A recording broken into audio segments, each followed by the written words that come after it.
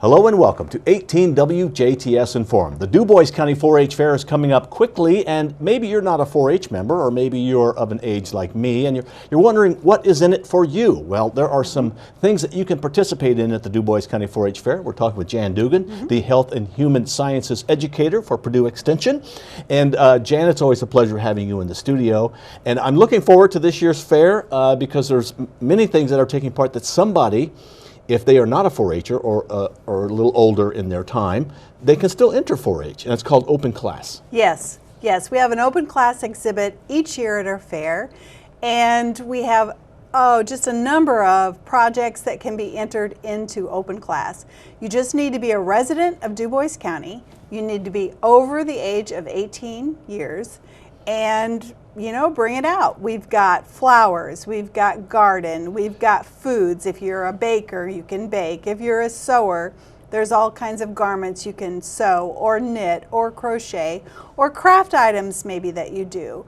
Or quilts if you make quilts. So, we have the categories. They're posted on our website, or you can call the Dubois County Extension Office and find out what you could bring to enter into the fair. So this is a competition, I guess, just like the 4-H exhibits kind of compete with each other and to see who gets the blue ribbon, the red ribbon, the grand champion. Same way? Yes, it is the same way. The projects are entered on Friday afternoon between 3 and 7 p.m., July 12th, and you check in your project. Some projects are judged that evening, so like the flowers and garden and the baked goods are judged at that time because they're at their very best, right, at that time. And then the other projects like the clothing and the knitting and the crocheting, the photography, the canned goods, those kinds of things, they are all judged then on Saturday morning, and you'll get a ribbon.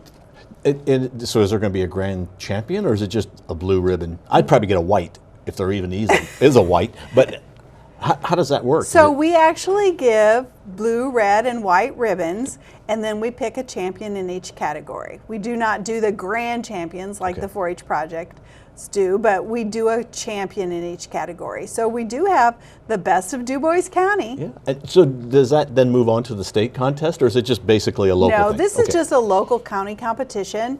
But I mean, there are those opportunities at the Indiana State Fair for anyone who wants to enter an open class exhibit at the Indiana State Fair.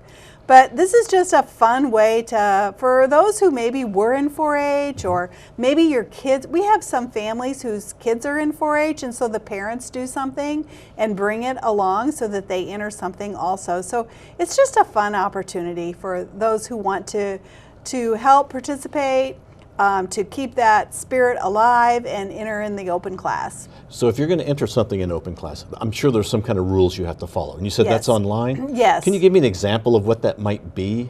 So like if you have things that you have preserved, let's say you've got some jelly. It needs to be in a regulation canning jar. We don't take any frozen preserved products, just canned preserved products. So a regulation canning jar, you need to leave the ring on the top. Usually we store those products without a ring, but we leave the ring on top for exhibition. We don't actually open those products. They're judged by visual looks of the product, because there's a lot of things we can tell from a canned product whether it's a good product or not. So it's really judged on the visual appearance and the content of the jar. So that's one example.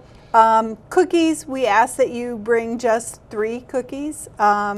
We will accept, we don't do pies. There's no pies because we get into some challenges with cream pies that just wouldn't do good in 98-degree temperature, right? So, there are just some guidelines like that we have, but it's all listed online, or again, you can call our office and we can let you know. Or if you know an extension homemaker in the county, they have been participating and supporting this open class exhibit for many, many years, and they'll be glad to answer any of your questions. Is there a fee? There is no fee. Oh. It is free. Wow, okay. It is free. These will be on display where on the fairgrounds? So we have 2 exhibit buildings on the fairgrounds. The north exhibit building, the north end of that exhibit building, is where you'll find the open class section. Toward the horse barn? Yeah, towards the horse barn. So at that end. And you take whatever room you need for whatever exhibits there are. Yes, we do. Is there a woodworking? Yes, there is. Okay. There is. And I Yes. guess I'm stereotyping. That might be a man's sort of Well, thing. men but- can enter. Okay. You just have to be over the age of 18 and be a Dubois County resident. And we've had many men enter photography. We've had men enter their home can products. Sure. And then woodworking. Those seem to be the popular men things that they like to enter. So that's for ages 18 and up. Right. And so it's open class. It's open to Yes. anybody as long as you're a Dubois County resident. You don't have Yes. to have been a 4-H member. You don't have No. to have a kid who's in 4-H. No. You can just be anybody. That's right. You don't have to be an Extension Homemaker member either. You know, so just those are the guidelines. Over 18 and be a resident of Dubois County.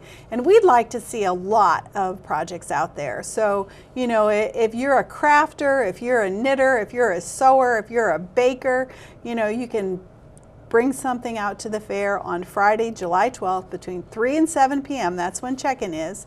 And we'll provide you with a label that you can tape to the item, and then all the items will be judged either that evening or the next day, and then they will be on display during fair in our exhibit area of the building. Is there a deadline that you need to register by, or do you just bring them in the day? You just of? show Okay. up. Show up Friday, bring your item, and we'll take care of it. And that's Friday before the fair. Every year it's always that Friday before the fair, whenever the Exactly. fair happens to fall. Okay? Exactly. Yes. Now, what is going on for those who are seniors who would like to go out to the fair? You have a special day. Yes. So then the following Friday, at the end of our fair, we will have Senior Day at the fair. And this is when normally during the fair anymore, the exhibit buildings are not open during the day, okay? So we open the exhibit buildings on Friday morning at 9 o'clock, and from 9 to 12 o'clock noon, we actually have invited vendors who will be sharing their information about programs or services that they have for seniors. So you can come on out, you can look at the exhibit buildings, you can talk to the vendors there, and then we're going to have some special treats for people that show up that day that want to look at the projects and talk to the vendors. You can also park closer to the building that day, so that gate will be open and you can pull in and park closer to the building. So it's just an opportunity for those who don't like to get out at night but want to see the 4-H projects or want to come during the day.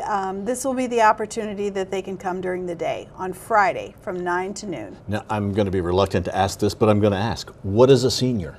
Oh, anyone over the age of 55, Bill, so Okay, you qualify. I qualify. Yes, Okay. you do. Well, I'm going to be out there anyway. It's 4-H Fair Week. Yeah, sure. So anybody over 55, this is no registration. This is a Right. freewheeling, just come and enjoy the fair Right. like you would any other day. And you know, we absolutely invite anybody who wants to come that morning. You don't have to be a senior, but this really is a special time that we're honoring seniors and doing something a little special for them to be able to come out to the 4-H fair. And the vendors are going to be a little more senior specific. Right, right. We have the Older American Center coming, the YWCA is coming, YMCA, not YW, YMCA is coming.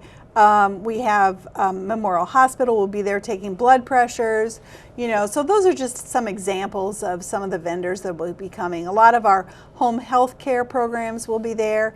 You know, we do this for seniors, but a lot of times if you're a caregiver or if you're a family member and you want some information that might support your family members that are getting older, this is a great time to stop in and get that information also. It's at the Dubois County 4-H Fair on That's the right. Friday, the last Friday of the fair. Correct. Okay, which I'm not sure the date this year, but it's the last Friday of the fair. Just know that. Yes. Okay. Jan, thank you very much. You're welcome. Thanks for having us. You show that there's always things to do at the fair, whether you're a 4-H member or not. So, the fair is not just 4-H, although that's a huge part of it and an important part of it, but it is for those who are not necessarily in 4-H anymore, the open class or senior day. Right. Perfect. Jan, thank you very much. Hope to see you there. I'll be there. All right. Our guest has been Jan Dougan, the Health and Human Sciences educator for Purdue Extension Dubois County. Thank you for joining WJTS. We hope to see you at the fair. Remember, it's coming up quickly. This is WJTS, local people watching local people.